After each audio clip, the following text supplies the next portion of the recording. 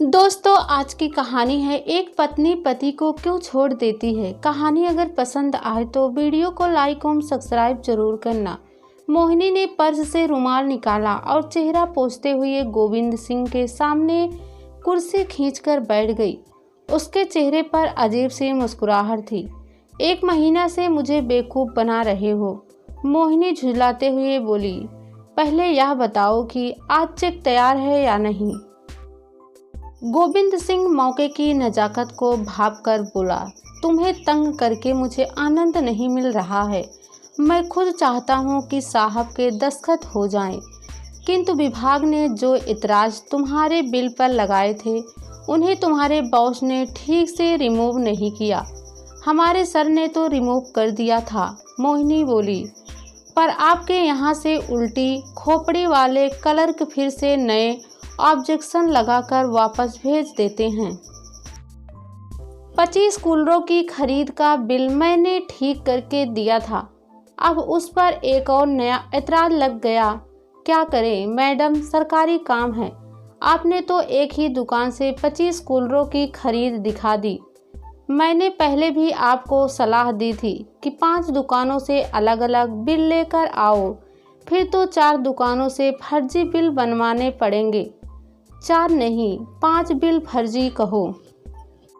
Cooler तो आप लोगों ने एक भी नहीं खरीदा, गोविंद सिंह कुछ शरारत के साथ बोला। ये बिल जिसने भेजा है उसको बोलो, तुम्हारा बॉस अपने आप प्रबंध करेगा। नहीं, वह नाराज हो जाएगा। उसने इस काम पर मेरी ड्यूटी लगाई है। तब अपने पति को बोलो, मैं इस तरह के काम में उनको शामिल नहीं करना चाहती। क्यों? क्या उनके दफ्तर में सारे ही साधु संत हैं? ऐसे काम होते नहीं क्या? आजकल तो सारे देश में मंत्री से लेकर संतरी तक जुगाड़ और सेटिंग में लगे हैं। मोहिनी ने जवाब में कुछ भी नहीं कहा। थोड़ी देर वहां पर मौन छाया रहा।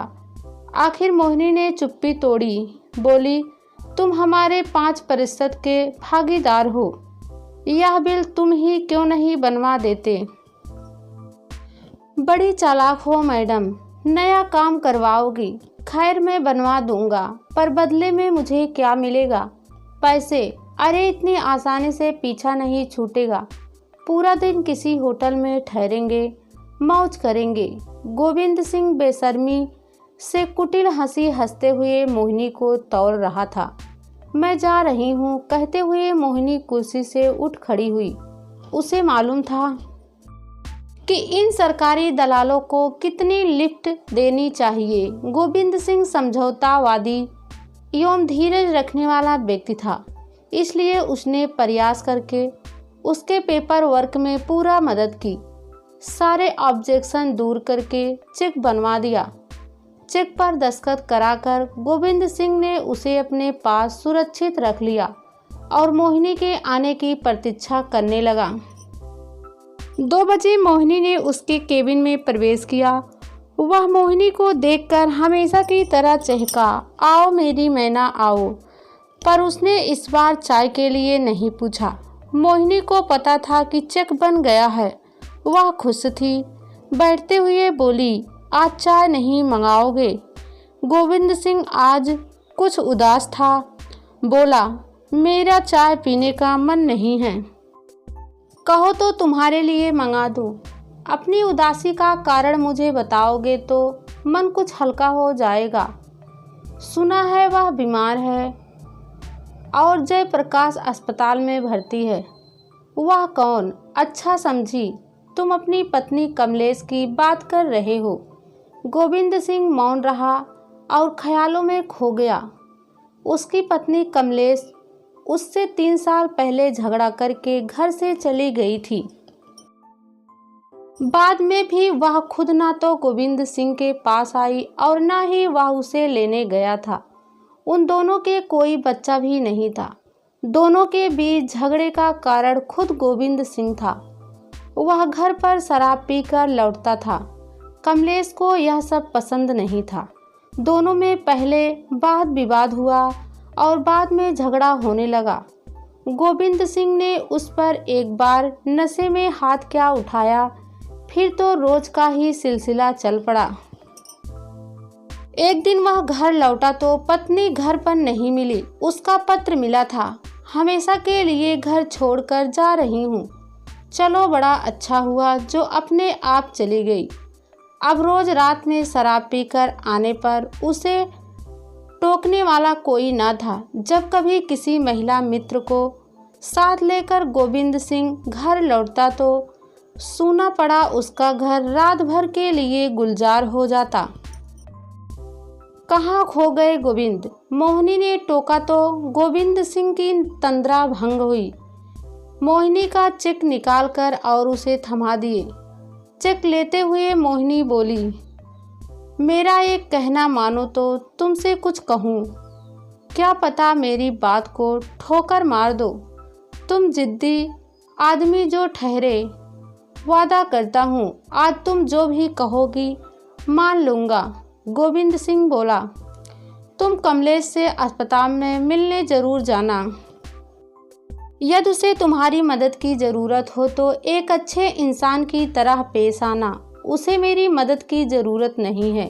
गोविंद सिंह बोला, यदि ऐसा होता तो वह मुझसे मिलने कभी ना कभी ज़रूर आती। वह एक बार गुस्से में जो गई तो आज तक लौटी नहीं, ना ही कभी फ़ोन किया। तुम अपनी शर्तों पर प्रेम करना चाहते हो। प्रेम में शर्त और जिद नहीं चलती। प्रेम चाहत है। आजकल प्रेम में पैसे की मिलावट हो गई है। पर तुम्हारी पत्नी को तुम्हारे वेतन से संतोष था। रिश्वत के चंद टकों के बदले में वह तुम्हारी शराब पीने की आदत और रात को घर देर से आने को बर्दाश्त नहीं कर सकती थी।